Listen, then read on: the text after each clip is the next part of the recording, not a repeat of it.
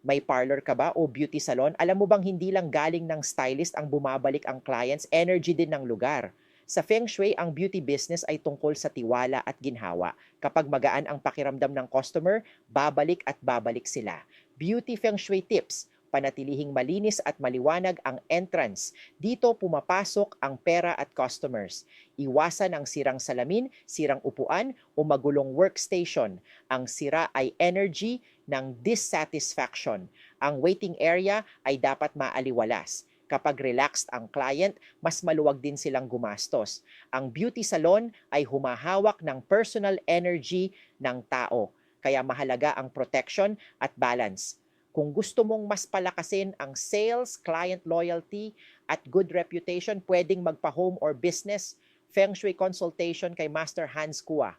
Ayusin ang lugar, gumanda ang daloy, at kapag maayos ang energy, gaganda rin ang kita.